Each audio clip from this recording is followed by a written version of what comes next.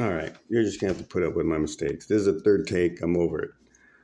These are basic concepts I need to get across just to begin to understand what I'm talking about here. Last universal common ancestor. Um, every creature shares some genetic sequence that is in common. Sonoluminescence, sound creating light, basic principle in the Bible. God said, let there be light. Lorentz force in a magnetic field. You can observe that in How to Shrink a Quarter by the Physics Girl. Uh, resonant frequencies of elements. The amazing resonance experiment is a good example of what I'm talking about here. Um, transmutation, you can see that on the Sapphire Project. Fusing elements, fusing of the elements, the Hutchinson's effect, you can see that, and entropy, and basically breeding. So what I'm trying to show is the seraphim, basically. This, I believe, the seraphim are, based on the Bible, the greatest angelic order. So I see that as a genetically superior creature, and you'll see why. So here I have a, what you can see our eyes here. Here's the mouth, the arm coming down, and the rest of the body is going to be over here. This is actually a wing coming off its head. Now, I'm going by proportions and symmetry and beauty, honestly.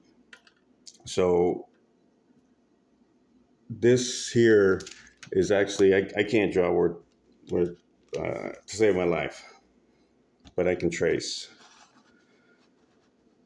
So you can see here, here's the other wing on the head, right here. This portion, there's the other wing. Those are the wings that cover its face. Isaiah described the seraphim. You see its arm coming down here.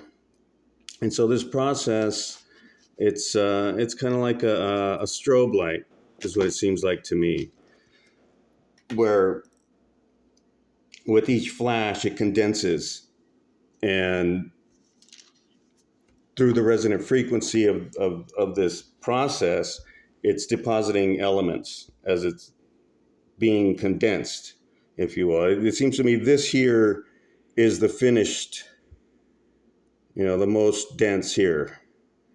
Um,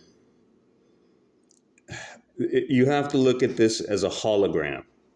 Okay, Chuck Missler talked about that on Hologram Universe, and so I've been looking at these for a long time. So um, I have a tracing here. I'll get into that one in a little bit, where I just have eyes. Okay, because the scale of these things are clearly astronomical, but everything's in proportion and symmetrical. So that's what I'm going by. So I can see kind of like the big face here, and eyes here and here, where it's staring at you. It looks like it came up and turned around, came back down.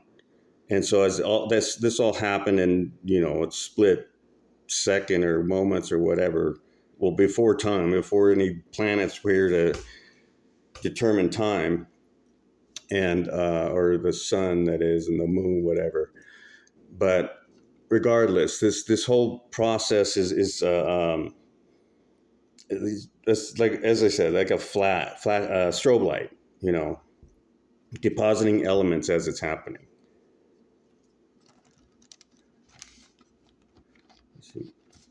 And I've been looking at these for a long time, so I tend to see a little more, obviously. but it's realizing you have to see it as a hologram. So, there's the actual picture. Let's see, how did I have this one?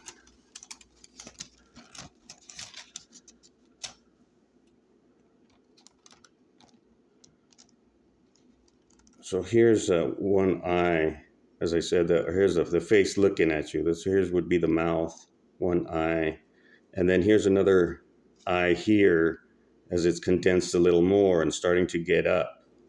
But you could see how this one's how it's screaming at this point. Here's a different angle. So it's kind of this whole little sequence of events in these.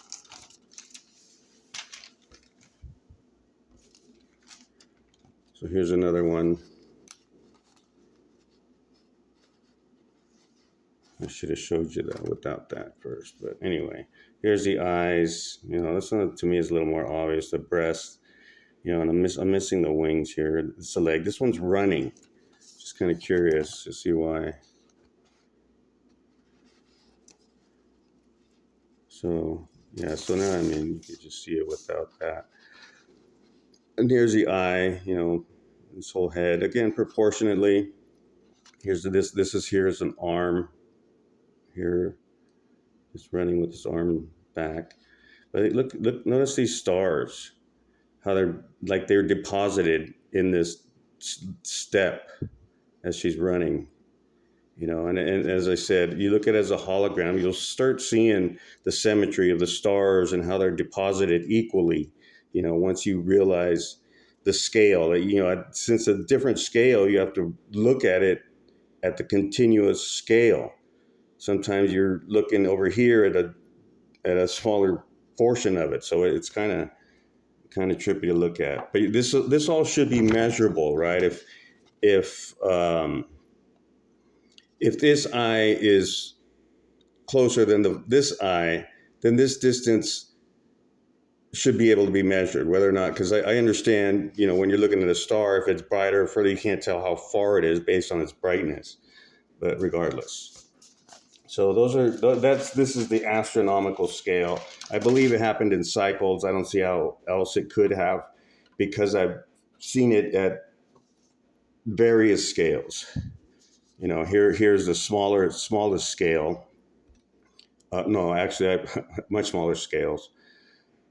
And depending on the frequency, the frequency. Every element has its resonant frequency. So just like the sand plate, as it's being a certain frequency, it's going to dictate what element it's going to be. I can't even begin to imagine the voltages and amperages of all this. It's just well beyond me. That's why I always believe in God as a reference of things I don't even begin to comprehend. And I can know him through Jesus Christ because he represents him. He is the cornerstone that aligns the structure of God, which believers are stones in this structure, if you will. So here again, I have a better video of this one on my channel. But here's like two cheek to cheek. Here's a head, and so you start seeing this is a whole family here, right? Here's like grandpa over here, and another older guy here. But this is here. This here in California, San Diego. It's called Eagle Rock. As you can see, I just trace. I'm not an artist, per se.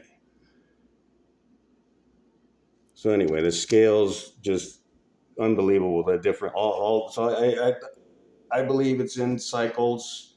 These are once again, these are the basic principles you kind of need to understand to know what I'm talking about. But this is all observable, provable. I just don't have the resources. All right, this is all I got. So anyway, thank you very much. If you watch this whole thing, um, share it. I don't care if you like it or not. I don't care if you subscribe or not. I just want this shared. But anyway, thank you very much. And God bless those in Christ. And those of you who are not, He's the only one who can do anything for you.